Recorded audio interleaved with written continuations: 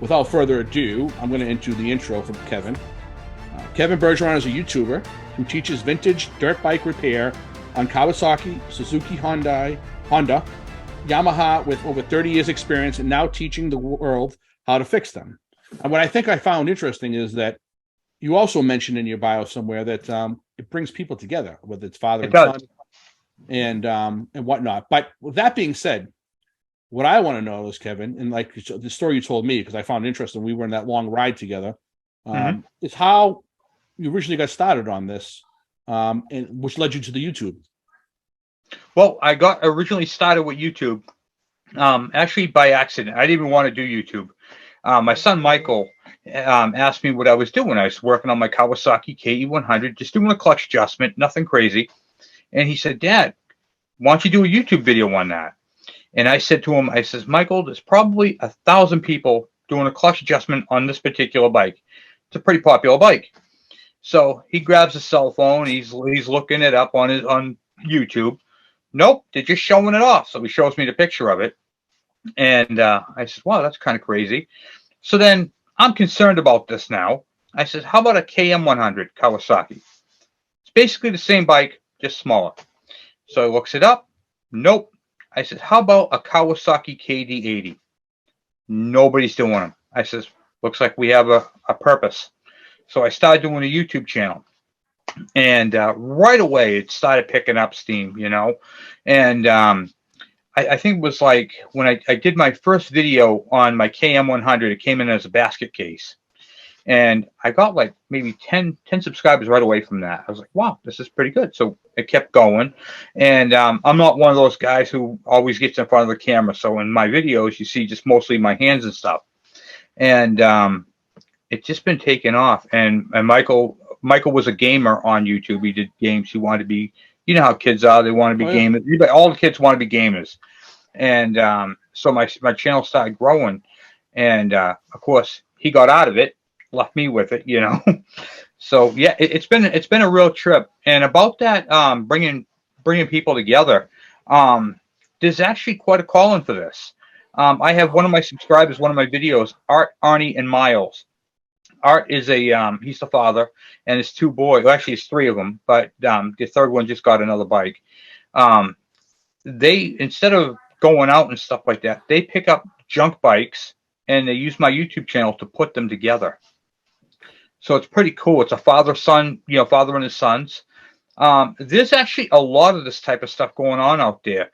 There's a tech school out in Wisconsin who I got a really nice email from a while back, a couple of years ago, and said, "Kevin, we picked up a KE100 out of a scrap pile, and it's a trade school. They actually used my videos in their classroom to teach." And I thought that was amazing. So that's one of my highlights. That's one of my. I remember you telling me that. I remember you telling me that. Yeah, I'm very proud of that. And I actually sent them out a care package, you know, a while back with a whole bunch of parts that they needed. So it's pretty cool. Also, there's another calling for this that I'm just recently finding out about is vets who are, you know, basically they're disabled vets and stuff like that. They like working on bikes, and I'd be getting that. So, and it's literally doing this around the world. There's a group in Pakistan of guys. In fact, one of my friends, Mohammed from Pakistan, actually sent me a care package for one of my bikes because turns out some of the parts you just can't get here in America.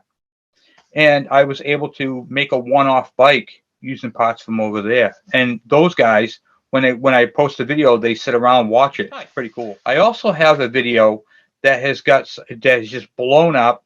It's got over 200,000 views, and it's how to restart an oil burner. So while, you know, I've been a mechanic my whole life, I also had a few other different jobs. And one of my different jobs, I was an oil delivery person. And a lot of people don't know how to light that and light a furnace. And, you know, you go out there and it's $200 just to have the driver come to your house. My video is 6 minutes and 27 seconds long. And it has helped literally thousands. So it's pretty cool. It's pretty cool what I'm able to do with this. And Now in 2013, 2013, what am I talking about? Uh, 2023, we're taking this to a whole new level. We're going to start doing calendars. We're going to be doing apparel. And I'm actually going to be, my wife is the writer, but I'm going to tell her how to write it, you know. And we're actually going to be making small, it's no longer than 15 pages on how to properly check your bike out. So it's basically a quick guide that you can keep on the bike, and it's a quick troubleshooting guide. How did you get into to motorbikes and all that stuff? Is it something you did when you were a kid, or when I was about 7 years old, I actually watched my brother, and back then, you know, growing up in Haverhill, Mass, he pulled a motor out of his van, and I watched him from the second floor window, just watching, because my brother and I weren't really close, but I thought what he did was interesting. And him and his buddy, using backyard tools, pulled an engine out of a vehicle with a bar, picked it up. There was like 4 guys, 2 on each end, picked this thing up out of the truck, put it on the ground, and then they went to the Mediterranean Pizza to go get lunch. And the junkyard came, picked up the motor, and dropped another one off. So of course I had to go out there and investigate this. And when I tell you, I thought that was the most awesomest thing I've ever seen in my entire life. I was just blown away. I literally watched them from the time they started to the time they drove that vehicle away later on. And that's how I got started. And when I had to have a bike, I had to have a motor, something with a motor. My brother always had bikes. And I was going, I said, you know what? I always see lawnmowers in the trash. So I was about, I don't know, I want to say 8 or 10, you know, right in that range. And I literally towed a push mower home with my pedal bike. And then tore it all apart just to see what made it tick. And then the second one, I got running. So on our trash nights, I used to drive around because we were poor. I used to drive around picking up lawnmowers, push mowers, riding lawnmowers. And then I'd go down to the Haverhill Salvage Yard, which was right down the street from where I lived. And I used to buy up every motor I could find. And Mike down there used to charge me back then $5 a motor. So, and then one day he got a bike down there. And I said to him, how much you want for the bike? And it was a KE 100, not KE 100, I'm sorry, KD80. And he says, $5? I was blown away. So I, you know, back then we didn't have internet. So what did I do? I pushed the bike home. I rode down every day after school on my pedal bike down to the Haverhill Public Library. They had books down there. And I taught myself how to be a mechanic. And I'll tell you, I've been doing this since, I'm just going to say 10 years old. I'm 46 now. And I have done everything. I just started a job working at a small engine shop. I was there 4 weeks. They made me the foreman. You know, Kevin, you mentioned about being a good teacher. And I think that's one of the reasons for people to learn, having a good teacher. That makes the situation fun and easy to understand. So are you getting a lot of people? Well, actually, have you gotten some people that are first time to this that said, hey, you know what? I've never done this before. I put on your channel and my God, yeah, I was able to put something. So you have. I have. And it's funny because when if it's a real major problem, like if they have, like they're just completely and utterly lost, I have no problem just giving them my phone number, say, hey, give me a call. So it's funny because they've been watching my videos for so long. And then when I pick up the phone, I'm like, hey, this is Kevin. And they're like, oh my God, I'm talking to a celebrity. You know, it's the funniest thing. And I'm really not. I'm just a guy hanging out with you in the garage, and we're just turning wrenches. Just a couple of guys turning wrenches on a bike. That's how I see it. So when they actually have their problem and they're talking to me, oftentimes it's really a simple problem they just don't understand. And it's funny because the younger generation doesn't know what a tune-up is.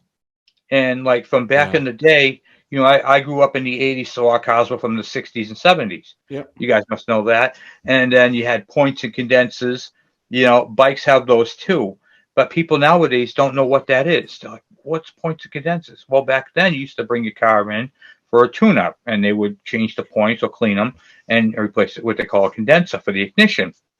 Well, now everything's electronic. There is none of that type of stuff. There is no tune-up. You change your spark plug every 100,000. You don't do that on these bikes, you know? So there's a lot of that transition stuff going from what everybody's used to today. That's like giving someone a flip phone, after they had an Apple, you know what I mean? And then telling them, say, listen, this ain't computer controlled. This is mechanically controlled. Then they lost. So my channel teaches them exactly how it works and breaks it all down to them in simple how to and how to check it and what they have to do. Kevin, how did you grow your channel? Like we bought TubeBuddy. How did you expand it? Did you just take some classes on how to get awareness? Like what was your secret to get? Nope, actually didn't use TubeBuddy. I didn't use any of that type of stuff. Because I'm a small channel and I literally do all my recording from my cell phone. So this is my camera, this is my whole audio, and it's a Samsung S20 Note, and I literally do it all from that. I use what they call what is it damn Microsoft Win Movie Maker there, and that's what I use to do in the edits, like putting the words on the screen. I'm basically everything. I'm my producer, all that type of stuff. So when I pick a topic, I just run with that. How I grew my channel was I started a forum on on Facebook, and then I tell people, hey, go check it out on Facebook, and then it's a community where you can get along. And then we just started another one the other day. My wife just started a page for the channel itself. Just using social media. Basically, every time I get a new bike, so I've been doing KE100s. I went on those KE100 forums, and then added myself, joined. And then when I had my KD80, I went onto that forum. Check out my channel. Check out my channel. Post pictures, builds, and all that type of stuff. And I grew it organically, if you will. I basically just kept planting seeds, one after another. And then I tell every time I meet somebody, hey, how you doing? Hey, I'm Kevin Bergeron. If you get a minute, check out my YouTube channel. Kevin Bergeron. Keep it short, sweet, and simple. And that right there really has helped me out tremendously, because everybody likes watching something that was been dead for 30, 40 years come back to life. Especially when you kick that bike and it's crisp and it fires right up on the first kick. They love that type of stuff. Yeah, I'll tell you, what I do is a lot of fun, and it's been very rewarding. Especially, the comments, the comments that people leave you has just been unbelievable. The outpouring of love, for what I do, and how much I've helped people out with their bike builds and stuff like that. And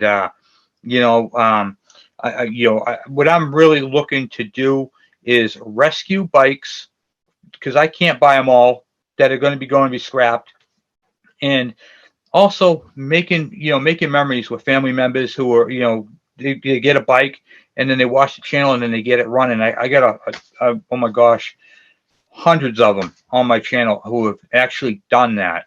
And also too, there's also a shortage of mechanics out there. Okay. And mechanics is going away. Everything is all the kids today, they want to be in the tech industry. Okay, everything is tech. If they can't fix it with a computer or a cell phone, they're really not interested in it. Everything's in front of a screen nowadays. Very few people have a wrench in their hand. The reason for that is because there's not much money in it. Okay, honestly, you can go into Boston and you can make $40 an hour down there easy in the tech industry. Try doing mechanics down there, you'd be lucky if you get 20. And then you pay for your tools, you pay for your schooling, all that type of stuff. But there's a real passion behind it, working with your hands and just building something that, that was deemed dead for, the mystery of why was it parked here? What happened to this bike that they just stopped using it? What happened? And then we come in, I get it going, and through my YouTube channel, and then it just explodes. People just love it. It just explodes. People watch it. I can't believe that thing fired up so quickly. Wow, that's amazing. Or when they hear it run for the first time, some of the bikes, it's been sitting for so long, everything's dried up in it, and then it starts up, boom, boom, boom, boom, boom, boom, boom, boom, boom, boom, and then it just takes off. People love that stuff. And it's a real gift to be able to share, through the YouTube platform, my gift, and to be able to be here at this house in Massachusetts, and fix a bike that's in California is mind-blowing to me. And not only that, I get people from the UK who watch my channel, Pakistan. Those guys watch my videos. Like, there's a high level of watching. And it's crazy because now I'm fixing bikes in another language. All they do is translate it in another language that I don't even speak, across the water, across the world. This is amazing to me. Malaysia, the Philippines, I'm fixing bikes all over the place, and they share the heck out of it. I get comments, I get messages, super thanks. These guys, they're all really grateful. I have a couple women on there who got into it. One of them just started her own YouTube channel, and it's the VS chick on YouTube, and her name is Stacy. Wicked sweetheart. She's on my Facebook now, and she's like, I started my channel because of you, and I inspired that. I'm like, wow, I inspired a YouTube channel. I've got a couple of them. There's one of the guys, a bike physics. He has a KE100, couldn't get the bike going. I actually chatted with him on the phone, and then I didn't know he had a YouTube channel. He never mentioned it. So he shares it on there after talking with Kevin Bergeron. Go check him out, And so now you're taking his group of people, and now they know who I am. Network. So it's pretty neat to be able to do that type of stuff. You kept saying we. I know you mentioned your son. Is it who's the we on your team? My wife. My wife has been a very great supporter of all of this. In fact, she's getting into a whole bunch of stuff with me.